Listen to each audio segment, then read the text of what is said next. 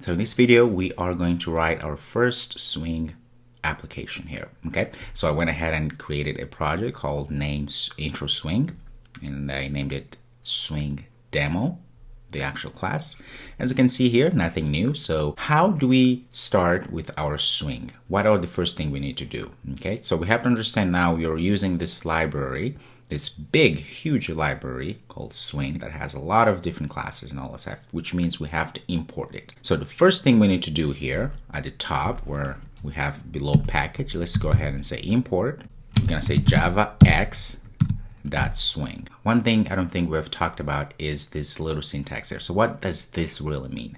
Well, this means we are importing JavaX because that is the class, that is the package which contains all of the classes we need in order for our Swing program to work. Now, notice here we have javax.swing dot, and then we have this asterisk here. What this asterisk means, it means a wild card. That means we want everything that's inside our javax.swing package. So everything that is inside of this Swing folder file, we want to be able to have access to it. That's why we have this dot and then asterisk here, okay? So the asterisk means everything, just import everything coming from our Swing JavaX package. So now, once we have this, we are ready to start using our Swing. So the next thing we need to do here is we are going to create a constructor of our class, which we'll then call inside of our main method here. So what we're gonna say, I'm gonna say Swing Demo, there it is, constructor there. Okay, it's gonna be public Swing Demo, okay.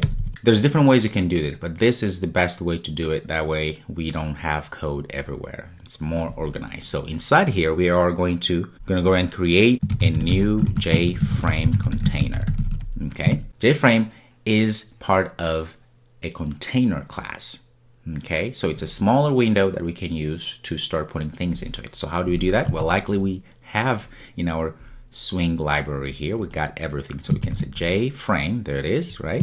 I'm gonna call JFrame. So we're gonna instantiate it, we can say new JFrame. Now look what happens here. So JFrame class has different versions of itself, okay? So this one has the one that you can just pass a title. The next one, you don't have to pass anything. And there's one that you can pass graphics configuration class to it to initialize stuff. And the next one, you can also pass, besides just passing the string title, you can also pass the graphics configuration. So there's a lot of things we can do, and we'll see more in the future. So for now, all we need is the first one. So we're gonna pass in something here. So this is the title that will show at the top, okay? The title of the frame that we are creating. So let's call this first Swing application. So now that we have that, we have our frame. This frame exists, but the problem is that it's just 0, 0. So the height and width, it's all 0. So you can't actually see it. So now we have to give it a size. How do we do that? Well, we have our JFrame here object. So we can say JFrame. Okay, there we go. Dot. Now look at what happens here. So we can go and get the set size. Okay, and it takes in a width and a height, right? Because it's just a frame, really. So it has to have a width and a height. So let's give it maybe 200, let's say 270. And then the height, let's give it 100. Now we need to add something very important here. This will allow us to terminate the program when the user closes the application. That's very important. How we do that? Well, we call again JFrame because everything is inside that. We say dot set default close, and there it is. That's our method. And inside there, we're gonna pass in the JFrame dot exit on close. So this is very important. So we're just saying JFrame dot set default close operation. Say, hey, if they click on that, let's just destroy everything and close everything down.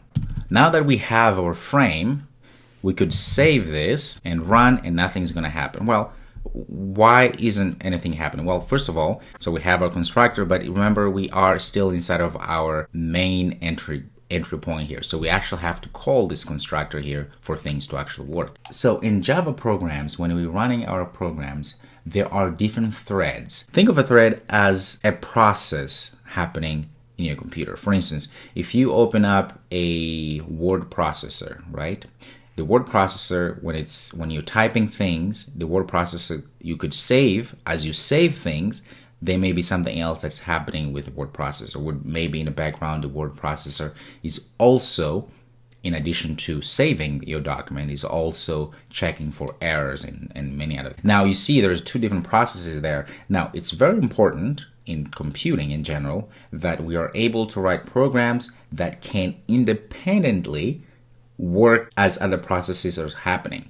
Meaning we need to be able to always have programs that are able to work independently and not jamming other processes that are happening, if that makes any sense. In our case here, we need to be aware of where our Swing application is being run or is being processed.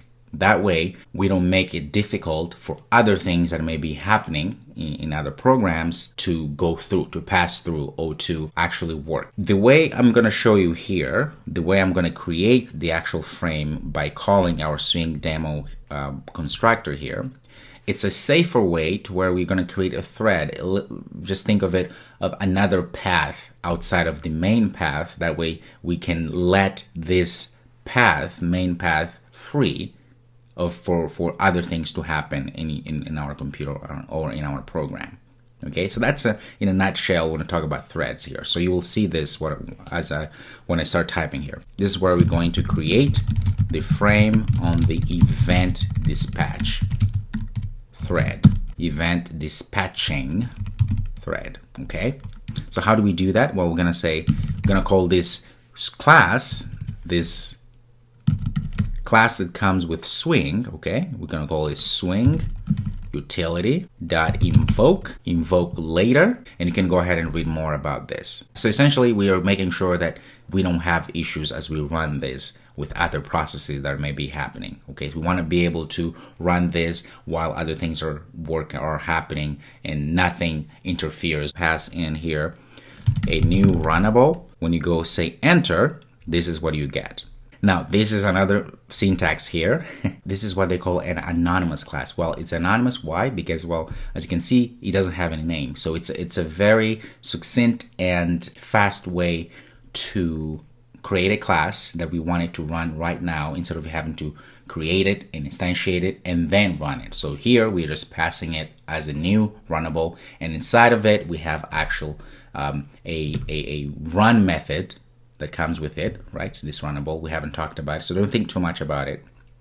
So don't worry too much about it. This makes no sense. But I just wanted to understand this is what's happening here. So we're using the Swing utilities that invoke later to make sure that this runs smoothly, always, okay? And we're passing in a runnable class. We're instantiating a runnable here and calling a method that comes with a runnable. So now here inside is where we are going to actually run our Swing demo here. Okay, so how do you do that? Well, we just go ahead again and say new Swing demo. Okay, so now we're instantiating our Swing demo class, which is this one, and we're calling directly our constructor here, which has all this code that we just wrote. Now, if we save this and run, well, still nothing is happening. Well, the reason being is because we have created our frame and everything, but the problem here is that we need to do something else. We need to make sure that we set the display to be visible. I know, a lot of things. So going back, what are we doing here? Created the frame, we gave it a title, and then we had to give it a size, because if you don't give it a size, again, everything is 0, 0. And then we make sure that we took care of this default close operation method here, which allows us to, if they click on the exit button on this little frame that will pop up, this little window, then everything is out. Everything is closed down properly, right? But we forgot to actually say, hey, system, show this frame. So we need to do that. Very important. It's the thing that we always forget, right? So always remember, we have to actually show it. And how do you show it? Well, you just say JFrame. You say JFrame dot set visible, and it's a boolean. You have to pass in a true to say, yep, I want it to set visible indeed. So if we run this, you'll see at the top here, we have first swing application. You've created your first swing application. And look, if you are on a Mac, this is how things are going to look. This is how your Windows is going to look. But if you are on Windows, it's going to look just like on Windows. If you are on Linux or in any other operating system, it will emulate what your operating system looks like. Okay, and that's wonderful. So now, if you close, guess what? This is invoked, and then it closes everything down. Whew. Wonderful, isn't it? This is a lot of fun because now we are able to start showing things to our screen. So let's run this one more time because it's fun. Okay, let's pull it back. And there we go. It's empty, but hey, I'll take it. It's great. So I would like you to go ahead and read a little bit of this code here. I want you to type everything yourself and try to understand exactly what's going on here. Okay, that's very, very important. I know this may be a little bit complicated, but don't think too much about it. Just think of this as a way of us to make sure that we don't interfere, or the window that's going to be showing, it doesn't interfere with anything else before everything else is ready to be shown. All right, perfect. So I'll see you in the next video where we are going to add more things inside of our swing demo here. All right? Okay, I'll see you in a bit.